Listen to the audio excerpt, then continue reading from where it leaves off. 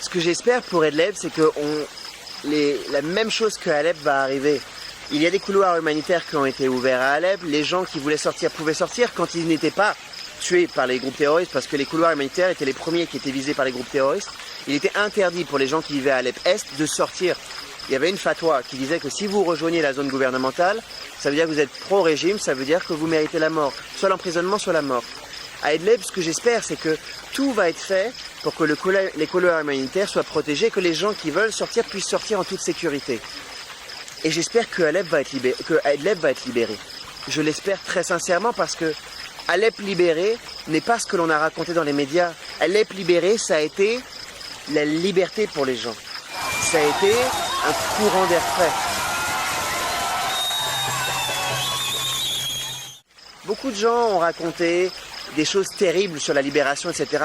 J'étais sur le couloir humanitaire, j'ai vu quand les gens sont arrivés. Je travaille avec les familles qui vivaient de l'autre côté. Les gens sont retournés chez eux, ou maintenant vivent dans leur maison, maintenant vivent libres. Les enfants sont retournés à l'école, les gens sont en train d'essayer de reconstruire leur vie. Ce que j'espère pour Idlib, c'est que tout va être fait de 1 pour libérer Idlib et manager les accords diplomatiques pour faire en sorte qu'il y ait le minimum de morts, le minimum de guerre et que l'on puisse repousser les groupes armés d'un côté ou d'un autre et que l'on libère une grande partie, éventuellement qu'une petite partie d'Idlib soit une zone, entre guillemets, tampon, reculée. Mais que la majorité d'Idlib aujourd'hui puisse être libérée rapidement, comme à Alep ça a été le cas. Et c'est quelque chose que les gens ne comprennent pas. Mais si à Alep on n'avait pas été libéré, ce serait des milliers de morts en plus. C'est une guerre. C'est une guerre et toutes les guerres sont terribles. Chaque mort qu'il y a pu y avoir ici ou là-bas est terrible. Pour moi, la libération d'Idlib va être très difficile parce que toutes les forces de la coalition et les gouvernements qui se sont impliqués dans la guerre jusqu'à maintenant refusent que Idlib soit libéré. Parce que le jour où Idlib sera libéré, ce sera la fin de la guerre. Et le jour où Idlib sera libéré, ce sera au tour d'aller libérer les zones qui sont occupées par le Nord illégalement, tant par la France que les Américains, que même les Italiens. Pour moi, personne aujourd'hui de tous les gouvernements, tant la France que les États-Unis, l'Angleterre, etc., ne veulent que Idlib soit libéré. Personne ne le veut. Pas pour protéger les Syriens, pas pour protéger la population.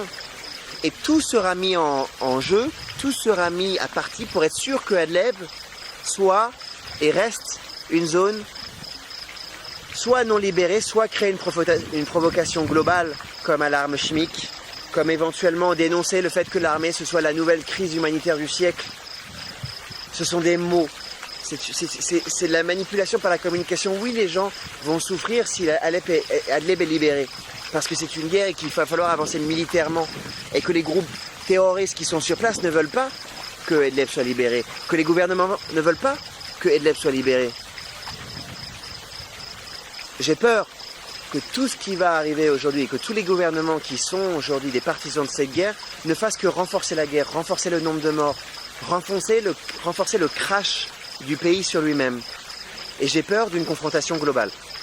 J'ai peur d'une confrontation globale sous un prétexte, quel qu'il soit, chimique, humanitaire. Tout va être mis en place pour faire en sorte de manipuler l'opinion dans ce qui va arriver par la suite.